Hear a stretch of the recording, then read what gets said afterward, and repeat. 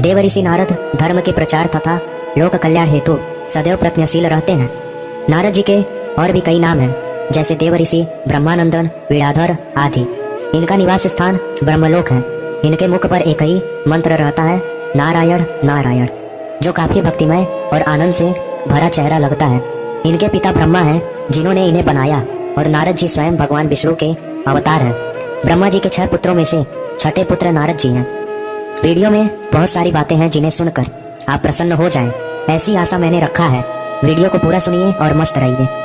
नारद जी को ब्रह्मा जी ने बनाया है, इसलिए इनका जन्म कब हुआ ये बता पाना मुश्किल है, लेकिन शायद आप ये समझ जाइए कि जिस वक्त इस संसार को ब्रह्मा जी ने बनाया, क्या उस वक्त कोई ज्योतिष, ग्रह, कैलेंडर कुछ ऐसा रहा होता तो शायद नारद जी के जन्म का एक दिन जरूर होता, और हम उसी दिन को नारद जी के जन्म दिवस के रूप में मानते।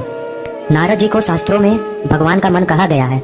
इसी कारण सभी युगों में, सभी लोकों में, समस्त विद्याओं में, समाज के सभी वर्गों में नारद जी का सदा से एक महत्वपूर्ण स्थान रहा है। देवताओं के साथ साथ राक्षस, दैत्य, भूत, पिशाचों ने भी उन्हें सदैव आदर किया है। समय समय पर सभी ने उनसे परामर्श लिया है।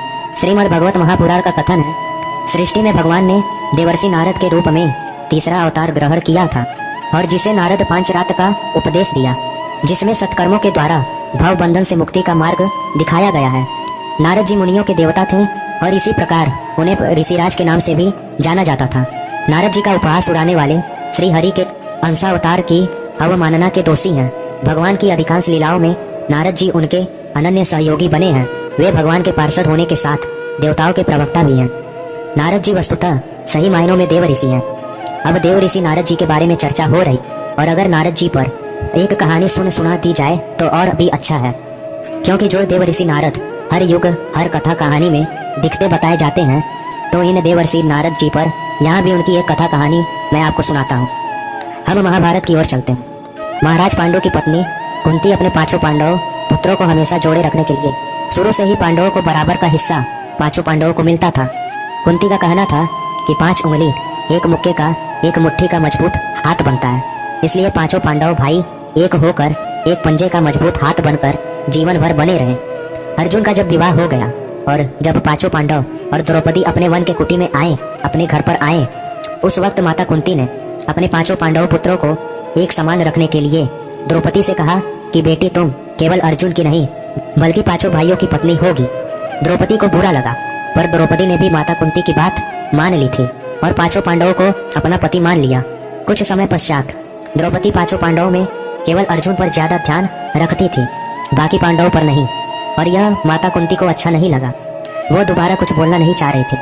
फिर श्री कृष्ण को जब यह पता चला कि द्रौपदी अपने वचन को, अपनी बातों को भूल रही, तो स्वयं श्री कृष्ण नारद जी के पास जाते हैं और उन्हें अपना कर्म करने को कहते हैं।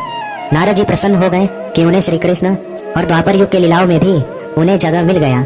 नारद जी तुरंत श्री कृष्ण की बातों को स्वीकारा और धरती पर एक संत का रूप लेकर पांडवों के कुटी उनके स्थान पर पहुंचे। जहां द्रौपदी जब सभी को खाना परोस रही थी, तो उसने केवल अर्जुन को खाना परोसा, फिर हाथ से बेना डोलाया, हवा दिया, और बाकी भाइयों को खाना पानी सेवा करना भूल गई।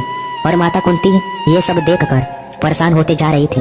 फिर नारद जी अगले दिन पांडवों के वहां भोजन करने संत के रूप में चले गए, और उस वक्त भी द्रौपदी भूल से नारद जी की तरफ ध्यान न देकर केवल अर्जुन को भोजन देकर बेना से हवा करने लगी। तब तक नारद जी गुस्से में क्रोधित हो और खाना न खाने को बोलने लगे, और ये बात सुनकर 5 पांडवों को, माता कुंती को, द्रौपदी को भी बुरा लगा। फिर द्रौपदी ने माफी मांगी तो भी नारद जी गुस्से में पड़े रहे। फिर श्री कृष्ण वहां पर आते हैं, नारद जी को शांत करते हैं। फिर नारद जी 2 राक्षसों की कथा सुनाते हैं कि 2 भाई जो राक्षस थे, उन्होंने ब्रह्मा जी का कठोर तपस्या किया और उनसे वरदान मांगा कि हम 2 भाई केवल अपने आप को एक दूसरे को मार सके, दूसरा हमें कोई नहीं मार सके। ब्रह्मा जी ने कहा था तथास्तु। वो दोनों भाइयों का आपस में इतना प्रेम था, जहाँ लग नहीं रहा था कि इन दोनों भाइयों में लड़ाई कभी होगी। यह दोनों भाई पूरे पृथ्वी पर बुराई फैला डाले थे और अपने हमेशा प्रेम भाव में रहते थे।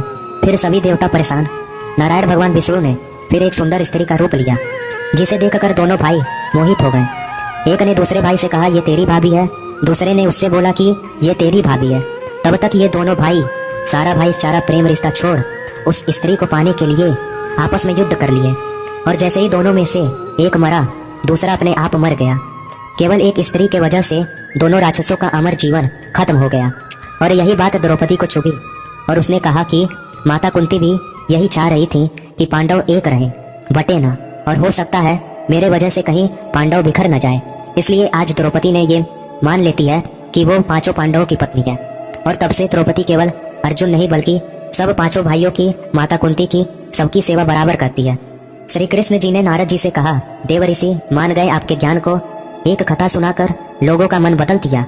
और जब भगवान कृष्ण देव ऋषि नारद जी के ज्ञान, बल, बुद्धि का सम्मान करें तो पूरा विश्व, पूरा संसार भी देव ऋषि नारद को ही देव ऋषि मानेगा। देव ऋषि नारद भगवान की आवाज बनकर हमेशा उतरते हैं। इसलिए देव ऋषि नारद हर किसी के प्रिय है, जो देवताओं, राक्षसों, जीव जंतु, हर कोई इनके बातों को स्वीकार करता है। रावण, कंस जैसे महापराक्रमी योद्धा भी आज तक देव ऋषि नारद को नुकसान पहुंचाने की कोशिश नहीं